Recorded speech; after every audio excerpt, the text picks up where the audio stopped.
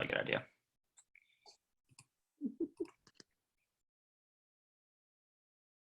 Oh, well, it's been recording, hasn't it? Yeah.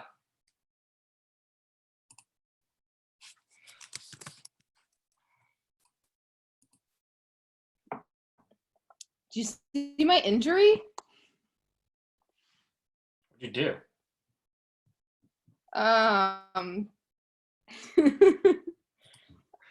You're muted. You're muted.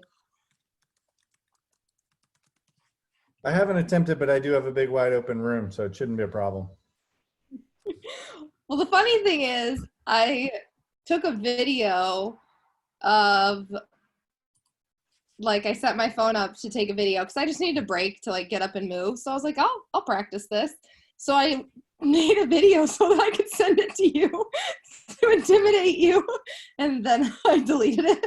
Because it wasn't intimidating. because I fell over and I hit my leg on the kids' table right here.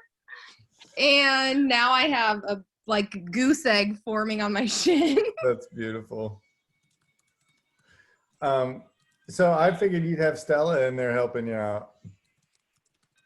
Oh, nope, it's Tuesday there at my mom's. Did you do handstands as a kid? I did tumbling till I was in high school. All right. But you have a shorter learning curve than I have.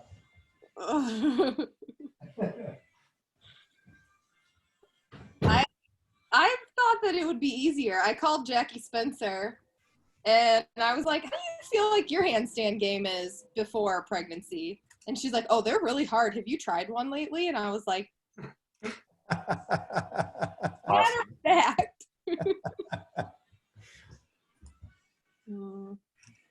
So Jacob, BJ, and I made a bet that I bet that I could do a handstand for 5 seconds and he couldn't, and then it turned into the first team meeting back. We're gonna see who can do a handstand longer, and we both have to do it for a minimum of 5 seconds. Otherwise, we both donate $100 to. I'm assuming Blooming. Hey, so I think what we need to do is turn it into a fundraiser, where it's That's a good idea. right. Put a grid together that says 1 second through 30 seconds, and then and then put however many dollars on that. And even you know, if you could bet between, right, if somebody wants to bet on me instead of you, they can do that. Are you going to be offended when everybody bets on me? We could generate, well, so the odds, see, but the odds will end up being that you just get your money back if that's what it is then. And no, I would expect that that's the way it's going to work. I have a serious age advantage here, you know. Hey, Tricia, are you going to be offended when there's a big upset? Well, this thing is like swelling. No, this competition, so I'm not nervous at all. Hello. Tricia, how are you? Good. How are you? Doing great. I'm going to try and reposition here, so bear with me as I do just that.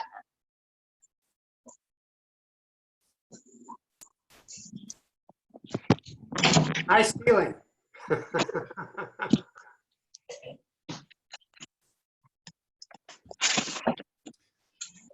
Kayla, how are you? Oh, I actually showered this morning, so I'm ready to go. I've been showering at night, and it just like keeps me up. So now I'm like, I need to be on a new routine, get up in the mornings, and like start pretending like I'm actually going through the motion. So I'm good today. Ooh, we got sunshine and summertime going on somewhere down there. See, be sitting on their patio. Nice. Me. Love it. How come the sun's out at Amber's house and it's cloudy at Jesse's? It's cloudy at mine too. It's sunny at mine. I don't know, but there is a house for sale in my neighborhood, so you could live in Sunnyvale too. Do you know a good realtor? I do. That's hilarious. Love it.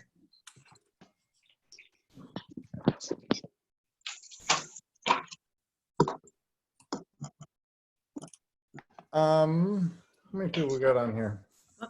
16. So, Tricia, we go from, we start with about 16, which is what we have now. We'll have about 45 in the next 10 minutes, and Yeah. probably another 30 or so will be showing up on Facebook. So, All right. Sounds like a plan.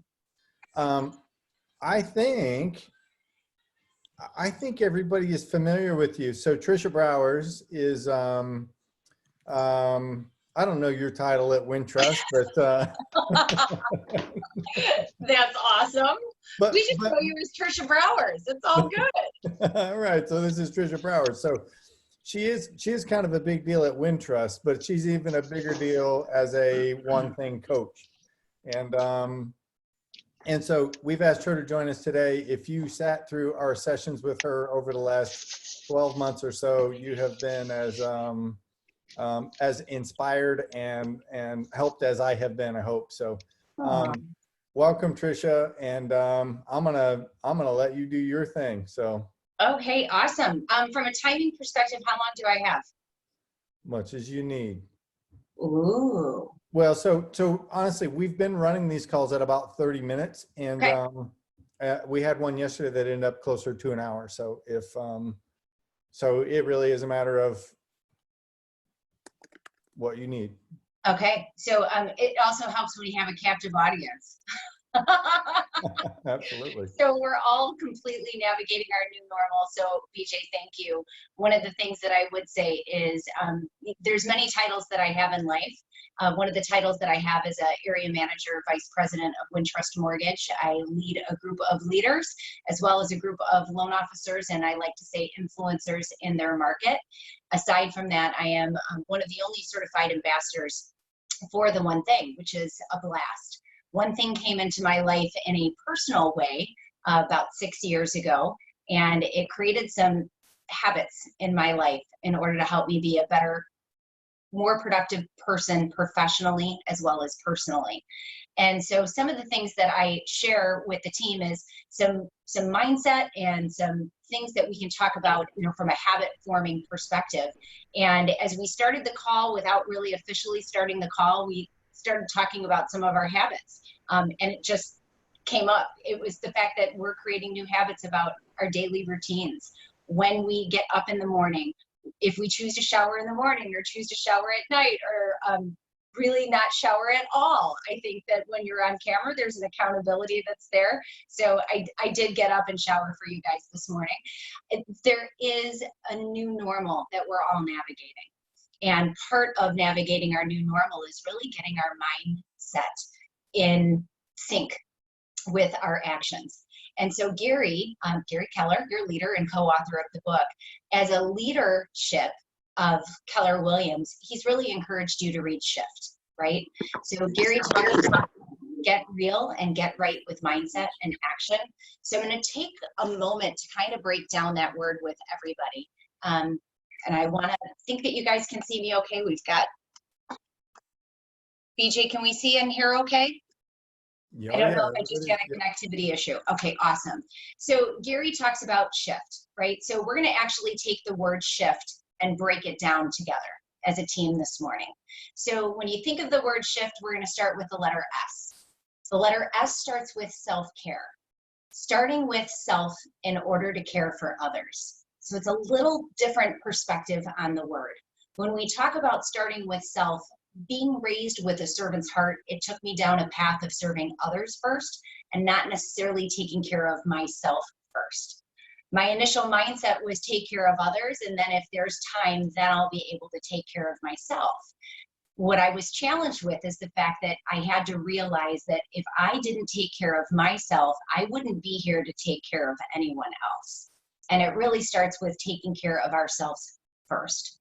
I think when you're raised with a servant's heart like I was, it was really all about serving others. And so if I'm going to be my best self and put my best foot forward, how do I care for myself in order to turn around and make sure that I'm not running on empty? And often I've used the analogy of your life is like a cell phone battery. The more apps you have open, the more your battery will drain. So what are you doing to establish your new normal? What are you doing to plug in and power up? For me, my routine has completely changed. I'm not doing yoga 5 days a week with my yogis. However, virtual yoga is a thing, and our instructors decided to go virtual with it. Is it different? You bet. Is it less? Not so much. It's all about my mindset when I walk into it. So I need to make sure that I'm doing what I need to do to take care of me in order to still serve others on the highest level. So be thoughtful about what that looks like for you, because we have the ability right now to create some pretty amazing habits, which goes into our next letter, H. H stands for habits. What habit is it that you want to create as you establish your new normal? By the way, it doesn't mean that you abandon your goal.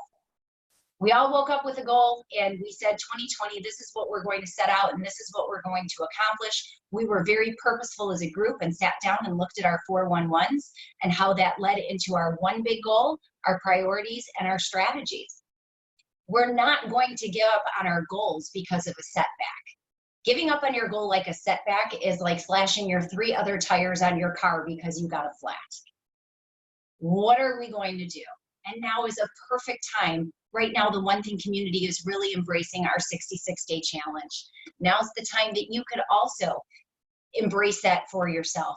J.M. Alexander has a great quote that we share, that your futures don't decide your habits. Your habits decide your futures. So what can you do today that your future self will thank you for? We move to the letter I, intention. How is it that you can act with intention right now? How do you switch your thoughts from entrepreneurial to purposeful? When Gary's office has a post on it on his desk and it says, until my number 1 priority is done, everything else is a distraction. Everything else in this world right now that is going to pull our heartstrings, pull our mindset away from what it is that we're looking to achieve is a distraction. How do you act with intention and get more purposeful about what it is that you're looking to achieve right now? We only have 1,440 minutes in a day, and quite frankly, you've been given a lot of your time back because you're not driving to the office, you're not driving in between appointments, you're not driving in between closings. Think about the road time that you have. If you just took a fraction of that and implemented something, acted with intention into your day-to-day routine, now we're starting to become purposeful. It's going out of what is it that I think I may want to do to what is it that I must do in order to achieve what it is that I'm looking to achieve, to stay focused. Moving to the letter F. F is foundation and focus. This one is a double meaning. So a double pop. Your foundation is being grounded in your purpose. And I'm actually going to grab this visual because we're not doing a split screen here. So you're familiar with the iceberg. And so in order to be purposeful, we have to establish our foundation, right? So what is below the waterline is what we see. What's above the waterline is what everyone else sees. So right now, our foundation needs to be firmly grounded in our purpose. When you know your purpose, you can establish focus and technically recenter yourself. If you're feeling a little off right now, a great question to ask yourself is, what do I need to do to get realigned? How do I recenter myself? What's the one thing that I can focus on such that by doing it makes everything else easier or unnecessary, so that I can start to build some purposeful priority around it? When I know what it is that I need to focus on, that's when we start to see what's above the waterline. The productivity shows up and the profit is there. And that's when transformation happens. Transformation, if our thoughts become our beliefs and our beliefs become our actions, what narrative are you telling yourself? Do you wake up telling yourself, well, I can't do this today and I can't do that today and I'm prohibited from doing this because stay in place makes me do that? Or are you saying, what can I do today? I can actually go outside and take my conference call in the sunshine and have the fresh air around me. I can turn around and call my clients with more purpose than I did yesterday because I'm coming from care and concern and want to know how they're navigating during this time and what success looks like to them when this pandemic is over. What does that look like? How can I help you achieve your goals? What narrative we tell ourselves is really how we show up. What is it that we believe that we can do, and choose to focus on that in order to get the transformation that we're looking for. Owning your outcome is the most powerful thing that you can do for yourself. And getting in a relationship with your goals is key. It could be in the form of the 66-day challenge, which is running right now. It could be just in exercising your 411 and saying, what am I going to do today, this week, that relates to what I'm looking to accomplish this month and this year. Dr. Seuss actually had a quote that I absolutely love. And he said, if you don't matter your mind won't matter. So what are you doing to get your mindset on right so that everything else can be easier?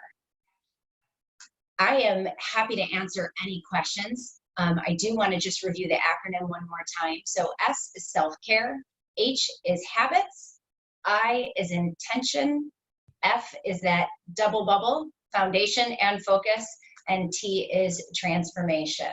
So I'd like to open it up. Let's talk about what's working. Let's talk about challenges. Any questions that you have for me? I am here for you guys as a resource today. So how can I help? How do you start your day? How has your morning routine changed to keep you from getting to 10 o'clock in the morning and saying, I have yet to start anything purposeful today? So I love that question, Megan, because here's the whole thing. I feel like right now I'm working from sunup to sunup. I'm not quite working from sunup to sundown. What happens, I think, is in a lot of our lives, it's either now we're more accessible than what we need to be, right? Or should be, and we're having a hard time drawing those boundaries.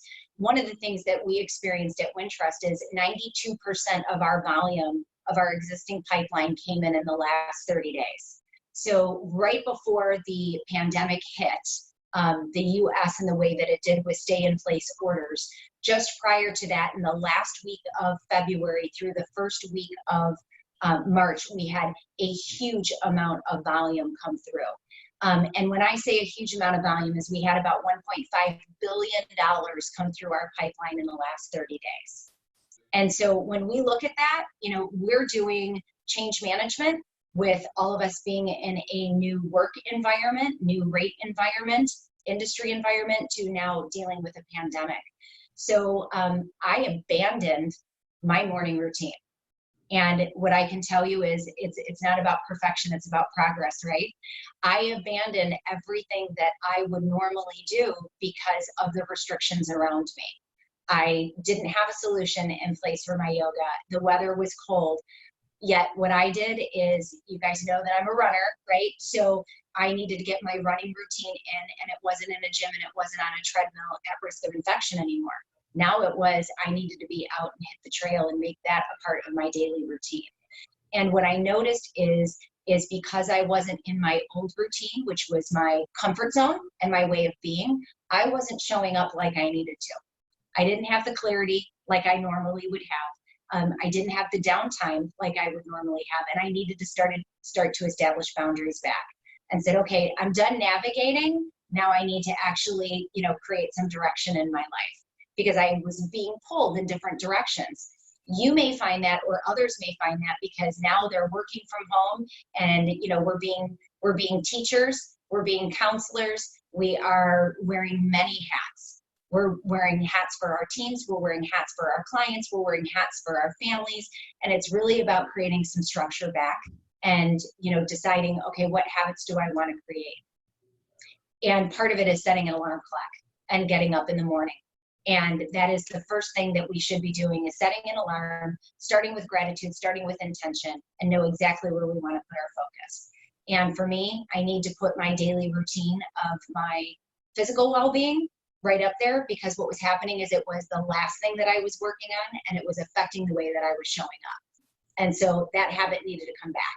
It was something that I abandoned because I didn't believe that I had the ability to do it, and I needed to have that mindset change to say, well, I can't go to the yoga studio at 5:30 in the morning and lay on my mat. I have my mat and I have virtual yoga. I just need to do it and eliminate the excuses of what I can't do and focus on what I can do. So routine, and establishing what that looks like for you. Starts with setting an alarm, staying as normal as you possibly can in the circumstances that you're in so that you can show up the best that you have the ability to do, and be willing to adapt and create new habits in the process. Does that help? Yeah, it does. I feel that like that lack of being able to focus on one thing because my kids are here, my husband's here. Mm-hmm. Yeah. So it's agents almost, all Edison what they need. yeah. That the connection we have to the office being gone creates chaos. Right. So then it's, how do I create structure, in my new environment? And so one of the things that I would do, and I had to do with my son is working from home. My husband is essential, so he's actually still out there, which is one person less noise in my household. As much as I love him, I know the challenges that creates when we're all in the same environment. We all have our environment within our big environment. So we created that in our home. So John has his workspace, I have my workspace, Darren has his workspace because Darren's working from home. Darren's bedroom is also his office. Darren has to stay in there and do what he needs to do within his office, his work environment. He comes out on breaks and then he goes back in. He's got a schedule. I have my schedule. Once I'm in my office and my door is closed, I'm in my office and my door is closed and I'm at work. If you have littles that you're schooling at home, maybe they have their classroom. And here's the classroom and here's the tasks that need to be accomplished in this time. And you set a clock and then you come to a collective break. So maybe it's, you've got classroom work going from 9 to 10, and maybe you've got prospecting going from 9 to 10. Maybe you have, checkbacks and care, concern calls going outbound from 9 to 10. And then everybody take a break at 10, come together, have a moment, make it a 15-minute, maybe you do 15 minutes of jumping jacks together, or you do 15 minutes of playing, a game real quick. Kind of have that mental break, that emotional break, and then what's the next thing on our calendar, and just kind of establishing those boundaries and that calendar within your household of what that looks like. Because just because I'm here doesn't mean I'm available. One of the things that you hadn't really, until just now, you hadn't talked much about time blocking. Mm-hmm. One of my team members said to me this morning that she's having a real tough time because she feels like she's always getting interrupted. She starts something and then there's a Zoom call, or she starts something and then there's a training, and so can you talk a little bit more about time blocking? Sure. I mean, the most difficult thing is we can all write a really great time block. It's honoring our time that we have a hard time with. So we can put it in the calendar, and when we put it in the calendar, we know it's there and it exists. If we're not honoring it though, that's the challenge, and it's part of enlisting the support of others. So we talk about protecting your time block. So the first thing is you have to build a bunker. Putting yourself in the path of the least amount of distraction, by the way, in our new world isn't exactly easy, yet it's not impossible. So where can you create your bunker that when you're in that bunker, everybody knows I'm working and I'm being purposeful in that moment? That's your area of protection. So the first thing is, build a bunker. The second thing is store provisions. Because if I were to get up right now and go to my kitchen to get a cup of coffee, I'm sending a message to everyone in my household that I'm available because I left my bunker. So stay in your bunker when you need to work on your most purposeful work. Have what you need around you to support you so that you don't leave. So store provisions. The third thing that you really need to do, and that is essential, is sweep for minds. So be thinking about what those are. Those minds could be the fact that you've got your email open. When you are looking to accomplish the most important thing of the day, nothing else should matter, and the email shouldn't even be up. Close it down. Be thinking about, if you're on a Zoom call, how do you do the Zoom call and not have your cell phone interrupt you at the same time? Because that's a distraction. Goes back to Gary's principle, until my number one priority is done, everything else is distraction. And the fourth principle is enlist support. We need to make sure we're telling everybody around us what it is that we're up to. So with your team member as an example, if they're starting to work on what they believe is their most purposeful work, and then a Zoom call comes up, did they time block for that activity And did they time block for the right amount of time? Because they may not have. If they only gave themselves 10 minutes to do something that really they know is going to take 30 minutes, the interruption they created for themselves. So how do we back that up to make sure that they've got the appropriate time block for what it is that they're looking to achieve, make it so small, right, that they can accomplish it, and then move to the Zoom call, and then, you know, okay, what's my next priority? Because the Zoom is how we're staying connected with each other. The conference calls and the training is part of our human connection right now in a very disconnected world. Does that help? Yes, thank you very much. You're welcome. Okay, what else? I'm here for you. Hi, Tricia. Hello.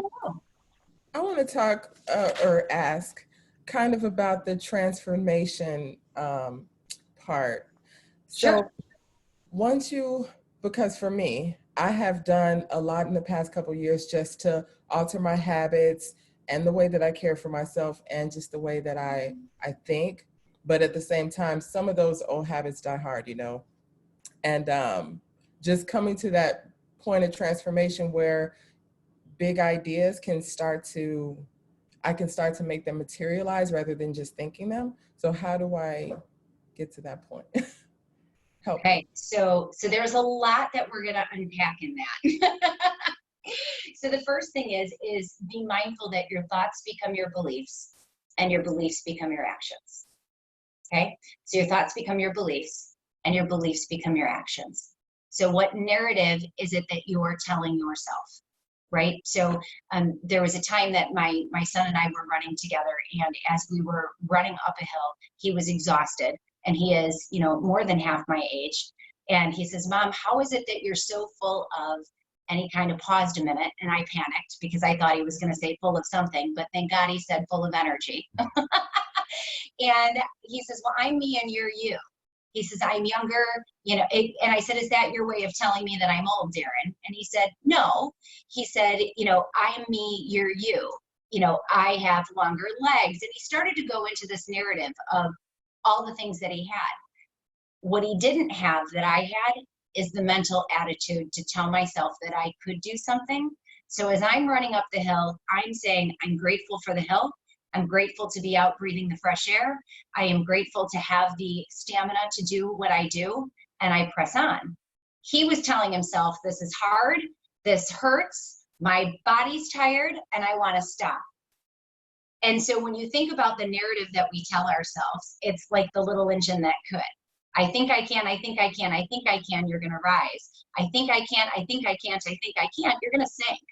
And so when we talk about where the transformation happens, it's truly understanding that if our thoughts become our beliefs and it starts there, what do we want to tell ourselves in order to get that true transformation? And part of it is reframing habits.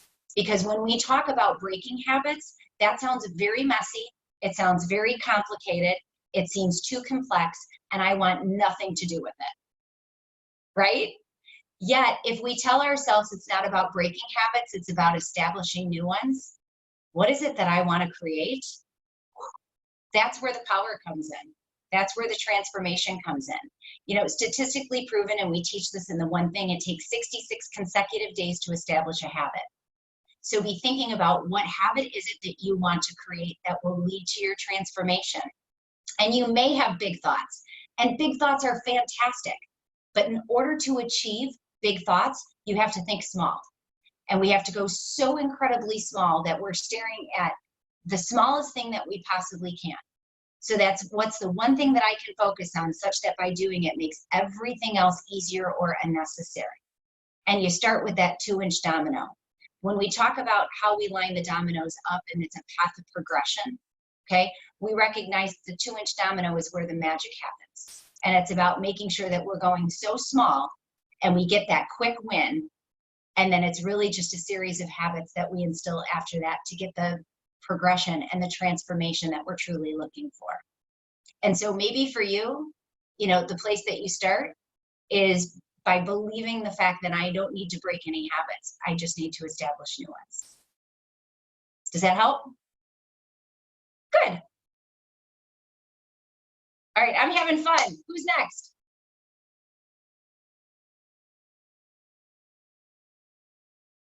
Okay, it got quiet.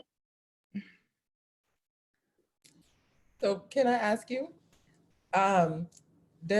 what are you talking about? Is it like the law of attraction? Oh, so you're referring to The Secret. Yeah. Okay, so here's what I will say. I have a different set of beliefs as The Secret. I do believe that positive breeds positive and negative breeds negative. And I think that that's something that is, no matter what the source of your beliefs are, I think that is something that is very, very true. When you have positive people around you, you will get what we call a spiral up momentum or spiral up conversations. When Jim Rohn talks about that you evolve into the conversations that you have around you and you evolve into the 5 people you spend the most time with, be thinking about who those 5 are. And when you think about who those 5 are, you may have 3 that you really, really like right now and 2 you maybe need to delete because you wouldn't necessarily want to become that person. They have a place in your life, but it doesn't mean that they have to be part of your influential 5.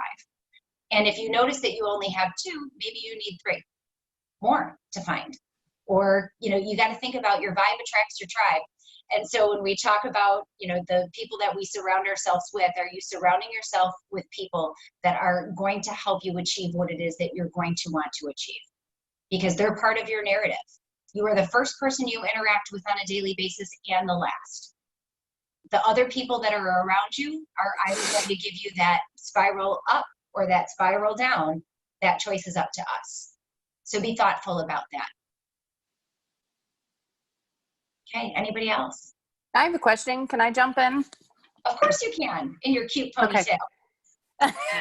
My headshot is much better than what's happening today, but I wore my bold shirt. You are. Look at you go. So I'm Lacey from Springfield, and I have, I almost feel not like myself because I have the limiting beliefs, and I'm I try to at least be an optimistic person and a very focus on the unlimiting belief. And I have 2 babies and a 7-year-old that I am now like immediately home with rather than school and full-time daycare. So I am finding, I did hear what you said about the time blocking, the 9 to 10 is this time. And with an 18-month-old and an 8-month-old, they don't respect my time block. Of course they don't. They're busy. So and babies. And I'm trying to enjoy this time with them too, but honestly and truly, it's just so chaotic that everything is very loud. And what kind of suggestions do you have for someone who can't build the bunker and, or at least on a daily, hourly time block kind of situation? Okay. So I'm gonna ask a few questions if I may. Yeah, of course. So the first question that I would ask is, in order to achieve what you're looking for, okay, how much time do you need to dedicate towards work?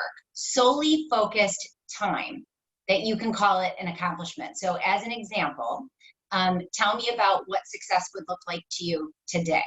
If I could do A, B, and C, I would call today a success. What would that look like? I have some lead gen because I have realtor.com leads to follow up on. I have, so that would be A. B would be several different on the business type things that I have on my to-doist list. I would say if I could do 2 to 3 hours a day where nobody interrupted me, I would feel so accomplished. It would be crazy. Okay. That's all. So I want to play with this. So lead gen, your to-do list, your day-to-day in your business. Okay, and what else? I have a to-do list for and on the business stuff too. So I have a pretty hefty on the business that I'm trying to take this time to make sure all marketing materials, everything going forward would be as systematized and seamless as possible. So I have several list type things for that. Okay, so I hear lead gen, I hear you're in your business, and I hear on your business, and I want to take more time to break this down. Lead gen, how many phone calls would you need to make or meaningful conversations would you need to have in order to call lead gen a success? What's the outcome that you're looking for? This time around, I would call it a success if I had 10. 10 calls made or 10 conversations? 10 conversations, because that would be text too. Okay, so 10 conversations. Okay, Mhm. and then your day-to-day in your business, what's the priority there? What's something that you have to do today that can't wait? Well, I have a contract to close person, so I don't have a ton of that, and I'm not showing houses. So that so is yeah. really Wow, so we can pretty much take that off the list because you've already delegated almost. Yeah, Okay. absolutely. There's like 20 minutes of stuff that I could probably in the business, but it would mostly be the lead gen and then the on the business stuff that I feel really passionate about right now, getting all that on together. the business, talk to me about that. On the business, what's your priority in on the business? On the business, I have and I don't know if this is on the business or lead gen, but I have a promo piece that's going out right now that's an everything will be okay kind of thing that I'm doing. So I would really solidly, I would feel so good if I could give today an hour to that. And then I have another hour of things that are contract to close email marketing pieces that I would like to work on too. So if I could give an hour to each of those and then an hour to lead gen, I can't even imagine. Okay, so if you can only have one priority, which one's your number one? Yeah. Has to be lead gen always, because that's my job. Okay, and so your promo piece and everything okay, you send that out, what's your follow-up strategy? That's the next day's lead gen priority. Oh, okay, so what's really the priority? Is it the lead gen or is it the promo piece? I think that there has to be, because we have realtor.com leads that we buy, there always has to be that priority every day. And then the next day's priority is always the follow-up, which works really seamlessly when you can work 8 hours a day. Okay, be thinking about that though. Do we really work 8 hours that in a day? in. So do we really work 8 hours in a day when we have a focused, if we had a focused workflow, how long would it really take you to do 10 calls? 10 meaningful conversations. Oh, the 10 calls that doesn't take any time. Yeah, so I have a morning time block that I don't break for lead gen. Okay. But I do more than. Okay. So the priority is the 10 conversations. You've deemed that to be your number one. And if you accomplish that and you give yourself permission to move on to another one, then you're looking at the promo piece. Yes. Okay. How long do the babies nap for? They don't ever nap at the same time. That is not accomplished yet since we have sheltered at home. Okay. I think I've had 20 minutes before. Okay. So and how much do they independently nap? One of them naps really well for like 2 hours. The other one's teething and is just a monster. And one's held 24/7. I know it sounds like excuses, and I'm not an excuse person at all. By the way, that's what's blowing my mind. Yeah, it's not excuses. It's just your reality, right? Yeah. And so this is the reality that I'm living in right now. And for me as a mom, raising a couple kids, my kids went down and they napped at the same time, and that was something that I had to orchestrate and create that routine for them. And I did that because I did work from home at that point in time with my babies in the afternoon. I would do my lead gen time in the morning from 9 to 1. I would come home. I would do lunch with the kids. My babies would be in bed from 2 to 4:30.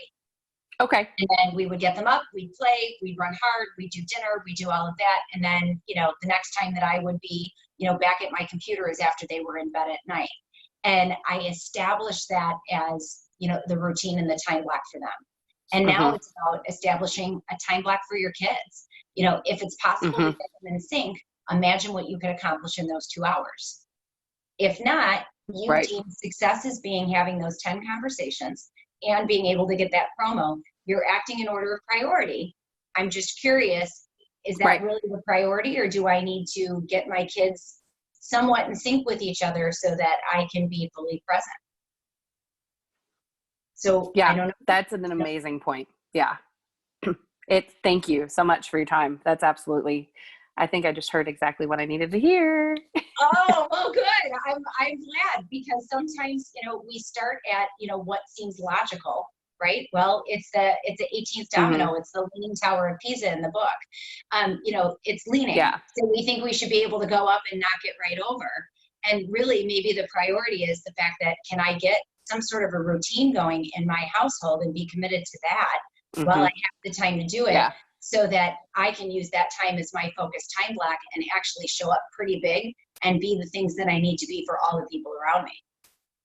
Right. So just absolutely.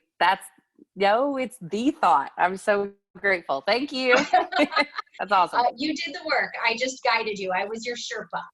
Okay, so what else do we have out there, BJ? How are we on time? I know it's 12:06, and I want to be mindful because I took up your entire 36 minutes. I appreciate that. We're doing good, and we've so far everybody's still on, which tells me that they're getting something out of it. So that's good. Yeah, let's see if there's any last questions out there. Or anybody got any thoughts? One thing I've heard a lot of as I've been talking to the agents is so we've been in this for a couple of weeks, and we've all kind of found a little bit of a new normal, but the unknown it's hard to keep a positive mindset when we don't really know when we're going to come out of this, and we don't know what next week, next month is going to look like. How do you keep that positive mindset when we connect as much as we can during Zoom calls and try to encourage each other? And we have to acknowledge that it's not exactly the same as it is when we can all actually give each other hugs and high fives and be in person. How do we keep that mindset, assuming we're going to do this for at least 30 more days, maybe more? So that's a great question. And it's a journey that I'm on myself with all of you at the same time. There is no perfection that's out there in any of this. If we make progress every single day towards establishing a new routine, it really is a new routine. We'd like to say that we have our same routine. You might have your same routine, it's a different environment. So there is differences that are there, and we have to be able to adapt to that. And, keeping the positive mindset is also knowing when you need to walk away and put yourself in check. And when you don't feel like you're showing up the way that you need to show up for yourself and others around you, it's what do I need to do to hit the reset button and redirect my thoughts, redirect my intentions. And I think part of it comes back to, this acronym of the word shift. It starts with self-care. Am I doing what I need to do for me so that I can be there for others? And what do I need to do for my mental, capacity as well as my physical capacity so that I can stay in that positive mindset? Because human nature is going to take over, Megan, and there's going to be a certain aspect. And believe me, I've been there. I'm used to being in front of hundreds of people on a weekly basis. And I sat back and went, okay, so one of my team members calls me savoir-faire because I'm everywhere. And savoir-faire is nowhere right now. Savoir-faire has been like in the same bubble, I've been on since March 13th is the last time that I pretty much had left my space. And what I need to recognize is while I'm not in front of hundreds of people, now I have the ability to be in front of thousands of people if I utilize my social media platform. If I utilize the things that I do have, and it's how can I be more intentional with that? And for me too, it's about creating new habits. And if I start to feel myself go down a rabbit hole, I've got kind of like the self-check with my husband. I'm like, you got to kind of raise your hand and go, oh, Trish, you're going there, so that I can get reset, because I may not recognize it. And I may need somebody's help to help me recognize, maybe you need to take a break or take a walk because you're not responding the way that you would normally respond. I need to have an accountability partner in that to make sure that I stay on track. So to your point, we are navigating a new normal, and there isn't a exit strategy in this. While we believe that it could be April 30th, it is forever changing. And I think that people are giving us bite-sized pieces right? So it's, okay, it's until this point, and then as we start to approach that point, we may find out it's mid-May. And we need to mentally prepare ourselves for what that looks like. I think asking ourselves fundamentally, how can I be my best self today in the circumstances that I'm in, and starting with that and creating a small win for yourself. Today, I'm going to stick with my health and wellness routine, and I'm going to continue to make that a habit. And I'm going to make sure that I do that, because I know that when I do that, everything else becomes easier. When I abandon that, everything else becomes so much harder. And focusing in on what's that one thing that you need to keep yourself in that space. Make it a habit and make it your non-negotiable, regardless of the space that you're in. I had to get accustomed to running in 35-degree weather. I don't like to run in 35-degree weather, but I don't like myself if I don't. And that's what I need for my mental capacity to keep me going. Otherwise, I don't like me. And if I can't like me, then how am I showing up for others? And so it's a new thing for us to navigate. And so I think part of that is just creating the habit and having the accountability and the check back, and making sure that someone else is around me looking out for me as well. Yeah, that's good. Thanks. Hey, have you stayed on your workout routine? Yep. I'm over 4 miles now. Yay! So that was one thing that you and I, texted about is, I can't wait to hit the trail with you. So, that's something I'm looking forward to. Me too. Find a half marathon in the fall. Okay. In the fall, that's too far out, girl. If you're at 4 miles now. There's not going to be in summer. They're going to cancel them all. I think you'll be ready by August, and we'll be able to do it. End of August, maybe beginning of September, but we're not talking October, November, fall. All right. Yeah, I'm not a cold weather. No, the first one needs to be warmer. You find it, I'm there. All right, sounds good. All right, what else can I do for you? How can I help? Any other thoughts or comments?